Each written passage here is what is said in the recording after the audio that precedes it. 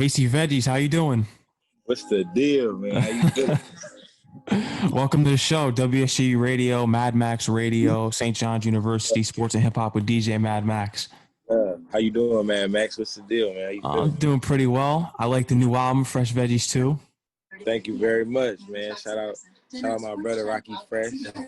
Shout out to the Shot Town. Yes, sir. I appreciate that. Who's your favorite song on there, man? My favorite song, man, M.O.B. M.O.B. Still on that mob shit. Yeah. Mexican rap shit. That was like one of the first songs that made the album. I was like, we made that song probably like, no bullshit, probably like in 2016. 2017. Really? Yeah. That whole album was like, it started in 2016 and then we dropped it in 2020. Yeah, because I read online it was like a 4 or 5 year thing that it took, right? To create it. Yeah, the first one dropped in 2013. And then I dropped my first album in 2015, just been working. But over the course of like 5 years, we've been planning to do it. And we just finally did it. Yeah. What was the vision that you guys set out to create the album? Really, it was just like the first Fresh Veggies was 10 songs, and it had a crazy like sound. And I think the concept of Fresh Veggies is just like young, fly shit, like just having fun. Like, so that's the whole concept of Fresh Veggies, just on some, just having fun with it. So we just try to like the way we make the songs and just have fun. Mm-hmm. You hear me? Yeah, I can hear you. Kind of froze up a little bit. We're good. I was just saying, yeah, we just kind of have fun with it. On Fresh Veggies, we try not to think about it too much. You know what I mean? Like on Organic, the album I dropped right before that, it was more of a concept. So it like takes me longer to like get it done. I feel like because I'm like really trying to make sure everything is perfect. But like Fresh Veggies, it took a while, but at the same time, when we really got into the groove, it was done fast. Like I said, I like the diversity on it. You got the trap on there, and you also have the bars. Most definitely. Why do you think it's important for an artist to be diverse in this day and age?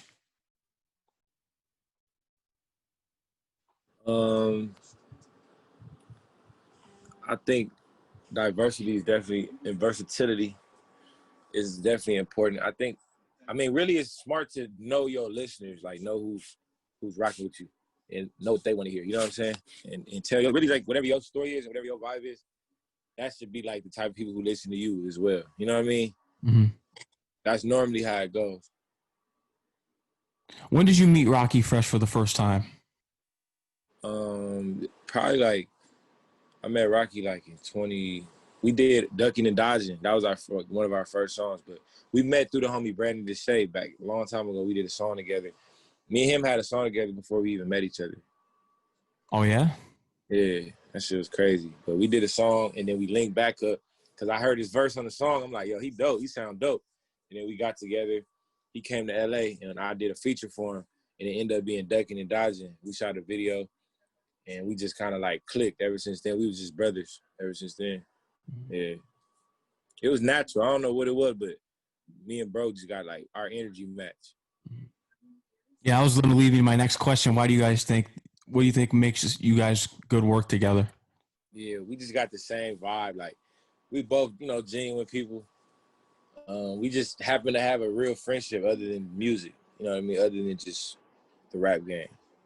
You know what I'm saying? Yeah. Yeah. Because you notice like in certain songs, just for any artist in general, I feel as though if you develop a relationship behind the scenes, the music's going to sound better. Most definitely. Because if you link up with an artist that just out of the random, hey, I'm going to get a verse from this guy, I'm doing a verse with this guy for this song, it may not sound the same because not everyone's on the same energy. Exactly. I like that hat, man. Yeah, I'm a Knicks fan. I can dig that. Are you a Laker fan? From California. Laker Nation all day long, man. We got Houston. Yeah. How did it feel to beat the Blazers? Man, it felt good. I mean, I think, Damian definitely didn't get a chance to really go crazy like he wanted to. And I give him that he had a crazy season, but I'm glad we definitely got past the first round. You know what I mean? I would have been upset if we took that loss in the first round. You think you guys are taking the championship home this year? I'm hoping for it, but it's gonna be tough for sure. It's gonna be a hard one. I was ashamed to not see Melo win. Melo, I want to see Melo win his ring. man, this is his last season. I think he's going to be back next year. There's He rumors got, of him going back to the Knicks, but I think he's going to stay on the Blazers. yeah, Melo got to come back a couple more. He got like 2-3 more years, I think, 4 more years. Yeah. Like maybe 5. There were rumors there that he was going to go to the Lakers originally. Yeah, that'd be crazy. J.R. Smith been doing pretty good too. Yep. I feel like J.R. Smith doesn't get the credit it's due. You said J.R. Smith don't get the credit that's due? Yeah. Nah, it depends. He's streaky. Came back strong. That's all I can say. Like he came back playing like focused. You can tell he hungry for it for sure. Because everyone's always going to remember him for that. What happened with the Cavaliers when he didn't pass the ball to LeBron? That crazy. Yeah. He makes some crazy mistakes sometimes. He seemed like he just be ready to win. He be so eager and excited to win that he might do something crazy. It's hard. You played basketball in high school, right? Yeah, I did. What position? Like a shooting guard, small forward type. Yeah, I was kind of good at point guard, but like ball handling wasn't like my super strongest point. But at the same time, I was pretty good for sure. What was your best game that you can remember? It was probably when I played Pan Pacific Park. It was like all-stars for the Park League. I had a game against one of these parks, and I had like 20 points. It was pretty dope. I had a pretty good game. What was your number? I had different numbers. You can actually look me up on Google. Oh, you could check out your highlights? Yeah, type in Max Preps. And type in my name, and you're gonna see, you know what I'm saying, what's really going on. Not no highlights, though. I wasn't that into highlights yet. I was doing music, so I wasn't really. You started at 13, right? Yeah, I was locked in. I was like half and half. Like, my pops really wanted me to play sports, but something about, like, I don't know, something in me just told me that I wanted to do music, like, more than sports. So I kind of had to just make a decision. And what did you love more about rapping from basketball at the time that you wanted to do that as a career? I think rap was just my thing, like my calling more. Like it was just my vibe. Like sports was cool, but even like when the coach don't give you playing time and certain shit like that, it just kind of messed me up. Like what? I'm supposed to sit here and rely on the coach to give me the playing time, but it's the same with a record label. You know what I mean? So you gotta play the game no matter what you're doing. But with rap, I just wanted to like do my own thing. You know what I mean? You know what I'm saying? Because a lot of kids wasn't rapping back when I started. Like a lot of young kids, they wasn't even rapping yet. So I think the whole young rapper thing came like right after I got in the game. Yeah. Something that you're credited for is changing the way rappers and the topics just that rappers rapped about on the West Coast, because it was mostly gangster rap. Yeah, for sure. I tell people that all the time, like I fit in the era of like, or different. I fit it in a like city where it's hard to fit in when you doing something different. You know what I'm saying? Like even what Tyler the Creator was doing in Our Future, like that whole sound we created, like the whole sound he created and the whole sound we all came in with, it was different. You know what I'm saying? We was like skateboarders and into like fashion and shit like that. So yeah, it definitely, we definitely had to break down barriers and just do something different, like, just to bring something new to the table. And I think it's dope that a lot of people took notice, like in LA, and like, like you said, it was, everybody was used to gangster rap, and then finally it took a different change. But I think like people like Kanye West played a big role in that, just like with the stuff he was doing at the time. You know what I'm saying? Yeah. Lupe Fiasco. For real, I give them type of artists the credit for really like bringing that, you know what I'm saying? Making it cool to be different, you know what I'm saying? Mm-hmm. You think it's hard to be different in the music game nowadays? You're a prime example of being yourself, but for other artists. Uh, it depends, man. I think it's not. It is hard to be different because people don't, people don't really have a lot. A lot of rappers don't really have an identity. You know what I'm saying? But it depends. It just all depends on what your message is, like what your sound is. Yeah, I think your sound definitely your own sound, like I said, but you like the bars. When you're first starting out, and even on this album, you notice that you got the bars. Got a couple bars. I used to tell people I spit life rhymes. Like all life bars, like just regular shit that's real to me. Like I don't really like I got punchlines and all that, and I'm just never been like big on punchlines. Like that's not been my like only thing that I'm into. Like I'm more into just saying some slick shit that's just true to life. Like you know what I'm saying? Yeah. Yeah. Major influences were Tribe Called Quest and Nas, right? Those are some of your major influences. Yeah, Tribe Called Quest, Q-Tip is a rap god, Nas, MF Doom, Slum Village, De La Soul, all that shit. Legends. Different hip hop shit. I got inspired by and Jay-Z. He was my favorite rapper, hands down. Who was it? During that time, Kanye West. Kanye. Okay. Yeah.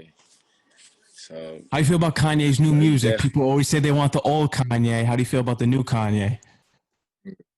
I mean, I'm definitely one of those people who want the old Kanye back. I can't lie. But at the same time, I respect what he's doing. He's growing as a person, and he's figuring himself out what he's doing.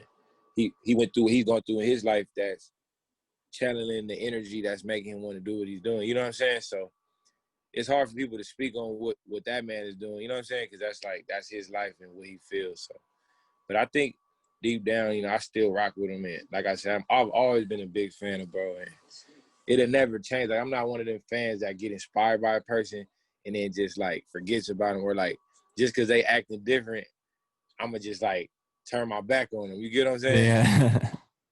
I'm not like that type of fan. Like, I believe in bro at the end of the day, but he different. He got his own vibe. Especially in his personal opinions that he throws out there sometimes that's just like out of the park. Yeah, that's what it is. He just sporadic is what I would call He's it. got to stick to the music. He's real sporadic. Yeah, he really is. What's your favorite album from him? Real podcast based at? Well, it's in Queens, New York. That's dope, bro. Yeah. My favorite Ye album. I mean, obviously it's like Late Registration or Graduation. Yeah. I'm surprised you didn't say College Dropout. Everyone always says College Dropout. Yeah, I fuck with Kurt. Yeah, that's definitely one of my top albums, and I love that album. But I just feel like he got into like superhero mode, like on Late Registration and like in Graduation. Yeah, he was like real life. Everything he did, he couldn't do nothing wrong. Like you know what I'm saying? Yeah. All his is just was genius to me. It's kind of interesting to hear your influences. You have more of an East Coast influence than the West Coast. Just listening to Tribe and Nas. I mean, it kind of. Obviously, I'm rocking with Snoop, and of course, yeah. You know what I'm saying? Like, we got some hard ass artists on the West Coast. Don't get it twisted, but NWA. I'm just more hip hop. Like, I came in the game more hip hop, and then obviously, like, we got influenced by ratchet music. LA is real based on like groove and like rhythm, so that's when I made Backflip featuring YG. Yep. I it up like I got different sounds that I hit though. Like, you know what I'm saying? I tell people that all the time. Like, I'm one of the only rappers that can do like hip hop and rap, like just ratchet shit. Like, you know what I'm saying? Yeah. Like New York, I can do every city, like every style, really. And that's what it takes to survive in this game. You could dominate every sound from anywhere, take over, and you won't be forgotten either. Or you just can lock into what you do and perfect that. But me, I'm just too creative to like do one thing. I liked one of the samples that you had on your earliest album, Sleeping Late in Class. Sleeping in Class, yeah. You had the Rakim sample. Oh, Rakim on yeah, you talking about on Payton on that you hear me screaming record. Yeah, the Rakim sample was fire. Yeah, I hit a whole nother little vibe on that. Like, I made all them albums in high school too. Like, so I was just like growing with the sound and just learning as I go and just figuring shit out. But I remember when I made that album, I was like influenced by Illmatic.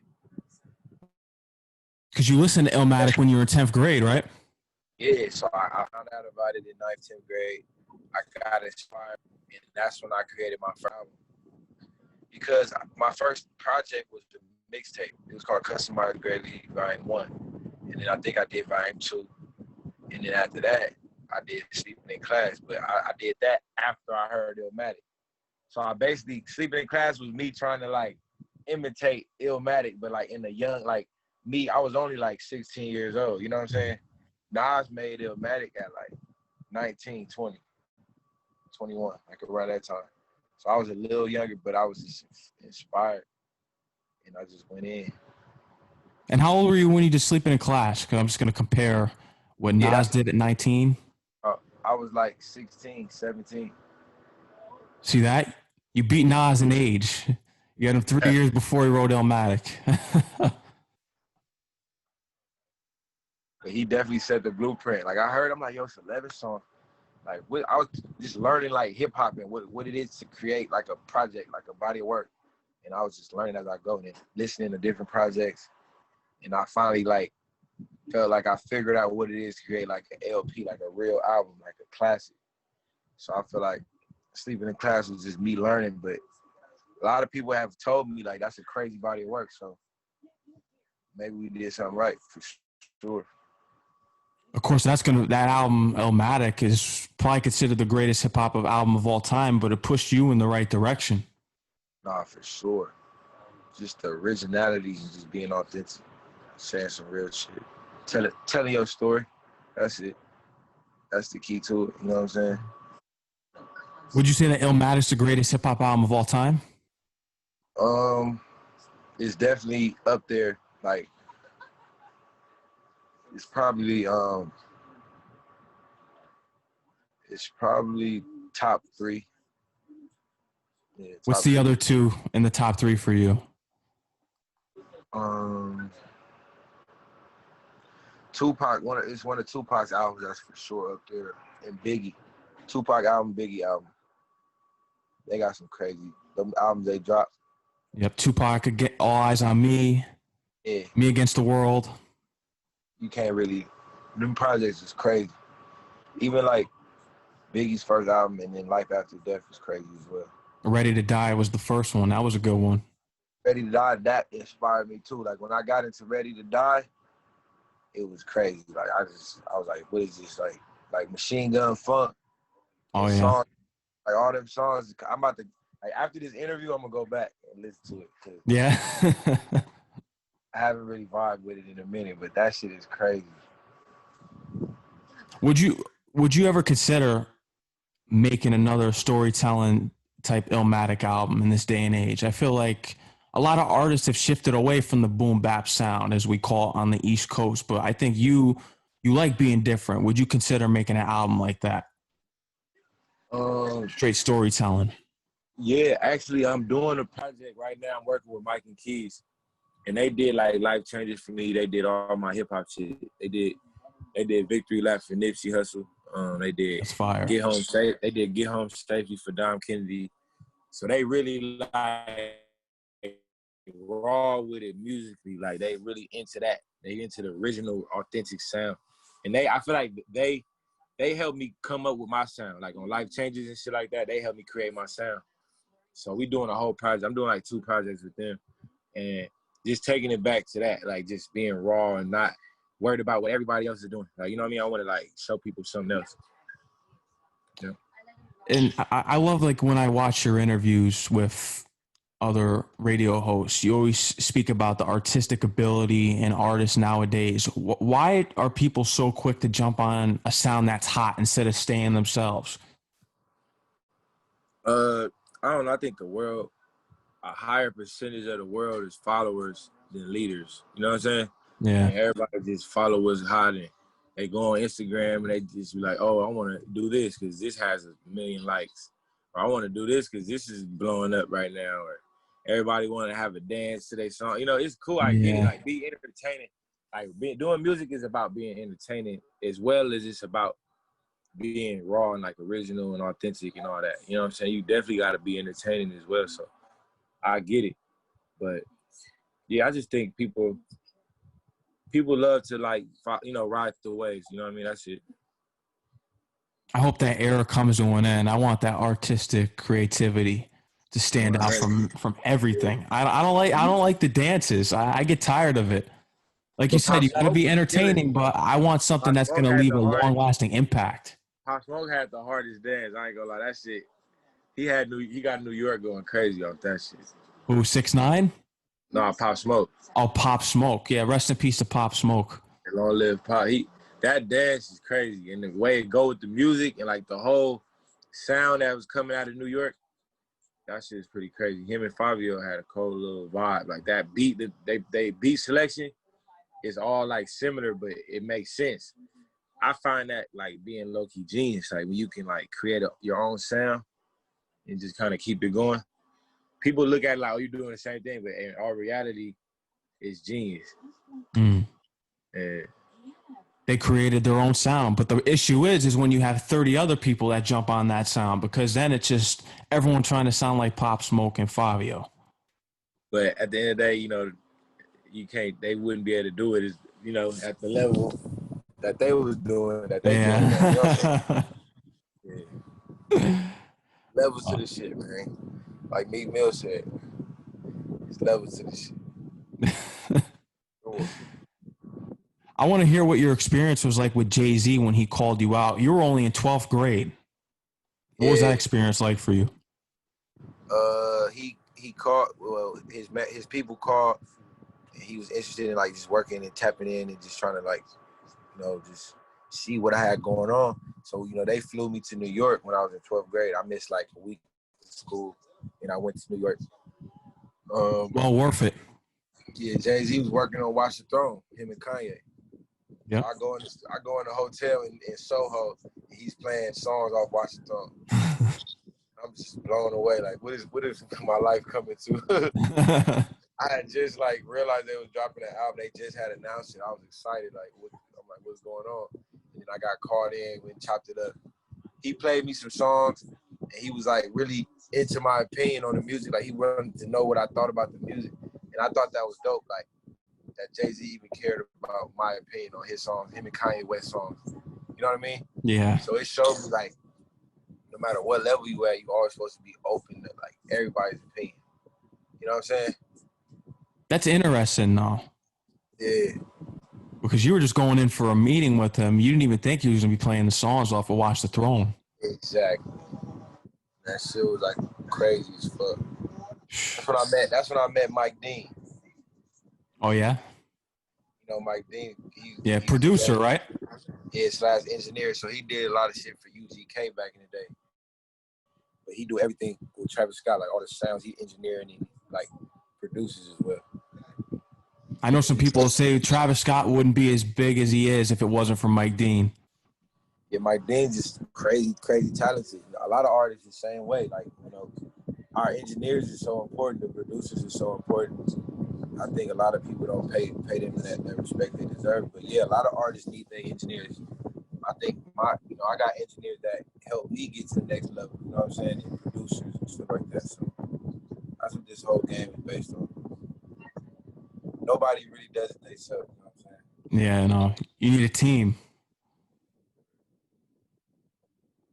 You need a team. Yeah, man. You already know. What was the most important advice that Jay-Z gave you in the meeting with them that would help you out for the rest of your career?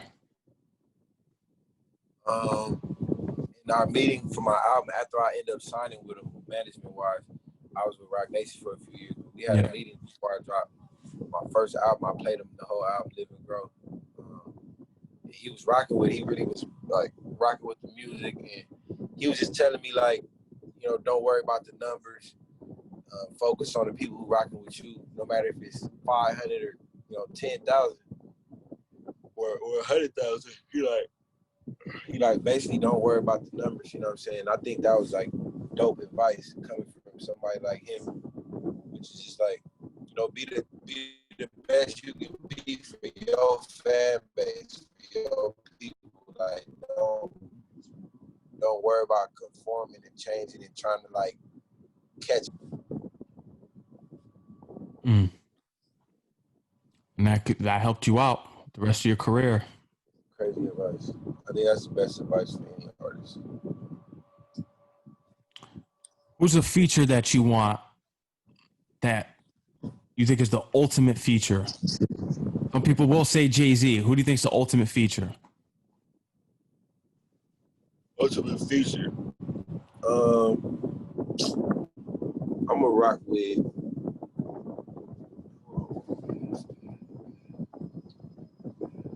I need to get one with Drizzy Drake. I ain't gonna lie. He hard. We supposed to get his song done a while ago. He was on top of my song.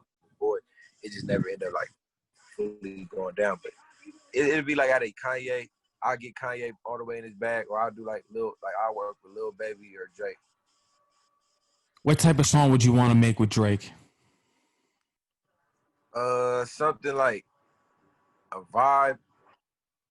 Something like an all-around song. Like it got like different elements. Like something you can dance to, something for the ladies can vibe with, and then something that's like speaking real shit as well. Like, you know what I'm saying? Like, got a message. So I would want to do like an all-around hit with bro. That would go crazy. Yeah. That would go crazy. So who are the producers that you worked with on Fresh Veggies too? I know Hit Boy was one of them. Yeah, Hit Boy did one. Mike Hector. We had Ism on there. We had Mike and Keys on there. We had some dope producers. Rocky brought in a lot of the producers as well. It was my first time meeting a few of the producers on the album. But yeah, we definitely had some dope people on there. The sound came together for sure. It's a good collaboration between you two. Album. We really handpicked the album. That album, we had like 20 songs that didn't make it. So the ones that made it, we really like was rocking with them. It was hard to choose. Would you consider dropping a deluxe with those songs that didn't make it? Because deluxes are big, or you think you'd save them for the next one? That's crazy you said that. Me and Rocky was just talking about it. We trying to figure out how we want to do it. But I think we should just come with Fresh Veggies 3. Cause like, I would say 2 would be the last one, but it seemed like, people like when me and bro worked together, so we might as well give them. What you think? I think Fresh Veggies 3. That's what I think. Yeah, I think 3 because the deluxe you got to let 2 sit a while. You let the first one sit a while. Let the second one sit a while. Most definitely. We letting it live. I got a solo album coming soon. Rocky got his solo project coming, so yeah, we working. You guys are working. We shooting a couple videos for the album. We already got a couple videos in the works, so we just been working. The quarantine kind of slowed us down a little bit, but we still putting it together. Yeah. I know you're limited as far as performances go. Have you considered doing anything in lieu of that? Either virtual performances. I know interviews are huge for artists right now because now that's like basically the only major way. Yeah. I did a virtual show probably like three weeks to a month ago, but yeah, we definitely figuring out something to do like for the people, just tapping that, just to touch the people or like getting people something, you know what I mean? Like different little new marketing ways, different shit to tap in with the people, but we really just keeping it natural. You know what I'm saying? That's why we just dropped the tape. We didn't really like talk about it too much, do too much. We just wanted to give people the music, really. What makes Hit Boy a great producer in this game? He just dropped a nasty album with Nasty Nas, King's Disease. That was fire. We seen what he did on your album. What makes him a great producer? Yeah, I'm so happy for him and the run he going on right now. He going crazy. I think he just, like me and Dom was talking about it. Like Dom spoke on it. He really just got reach. Like bro can do any type of sound. Like he real diverse. You know what I'm saying? When it comes to the type of artist he can produce for, the type of songs he can create. And I think that's what really makes him like one of the top producers in the game. If there's a producer that you could compare him to, who would it be?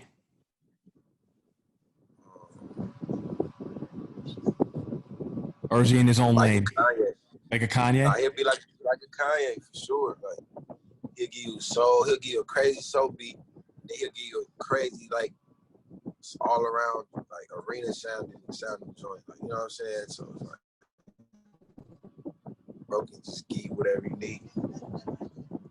How do you feel about the current sound of hip hop in the West Coast? Current sound of hip hop. Yeah. I'm in the loving West. it. I think it's a vibe right now. We got some vibes going on for sure in LA. Like, a lot of dope singers out here, dope producers. I love the groove. Like West Coast music is a crazy groove. It's like a two-step that come with it. Like, you know what I'm saying? Yeah. That like it's like a two-step cha-cha salsa type vibe going on right now. So I like it. I know this question may be hard because this is I want to ask you, what do you think West Coast rappers do better than the 90s rappers did in the West Coast? That's tough. Yeah, I don't know. We had some crazy, legendary, classic rappers. You know what I'm saying? Just like the East Coast did, but I don't know. We just like more versatility. We just know how to switch it up. More melodies. I like the melody. You can't go. You know what I'm saying? Everybody love rapping, but everybody, you know, the world love the melodies too. Yeah. I'm an original just rap fan, but I love melodies, singing, different shit. So I think that's it. Just the versatility. We got to get into this Kobe line that you had on the album. How did the Mamba mentality make you a better person and a better artist?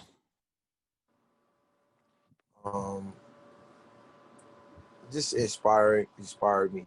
Shout out to Kobe, because he definitely always inspired me as a young kid, just to be great. You know what I'm saying? And take it serious and not to take the easy way out. He never took the easy route. He always practiced like extra time and like worked harder than people thought he did, or worked harder than people thought he had to. So I thought that was always inspirational for sure. And you mentioned the number 8. Was that your Kobe, number 8? Yeah. Then I was there for all Kobe's, really, 24 and 8. But yeah, that original Kobe. I was in high school, middle school. Is that your favorite player of all time? Definitely. For sure. Rest in peace. This year's been one hell of a ride with everyone we lost. Long live the Bean. Long live the Bean. Rest in peace. Long live Chadwick Boseman, the legend. Yeah. Just 2020, worst year of all time. Yeah, a lot of bullshit, but hopefully it gets better. Yeah, for sure. What can we expect from your upcoming solo project? I'm about to announce more details about it soon, but it's more of an EP. I'm giving people it's like 7 songs. Mike and Keys produced the whole thing. Yeah, it's a movie. There you go. That's what everyone's saying in New York now. Hip hop greatness. Hip hop greatness. Bars. We're gonna get bars and storytelling, right? Yes, sir. That's what hip hop needs. For sure. Casey Veggies, is there anything else you want to let the audience know here tonight? Oh man, shout out to, like you said, shout out to the real music makers out there. Shout out to all the real hip hop fans, all the real music fans. Shout out to you for representing the real, for talking about the real. I appreciate you. You already know what it is. Young CV. Swag. No doubt. You got to come back when you drop the new project. Most definitely. I'm going to be back. We're going to chop it up. No doubt. Make sure you stay on the lookout for it. It's going to go crazy. Sure. You already know. Casey Veggies, thank you again for coming on the show here tonight. I want you to take care and stay safe. Thank you so much, my God. Peace. No doubt. Much love to you. Appreciate you. Much love, man. My dog, DJ Mad Max. You already know. Yep.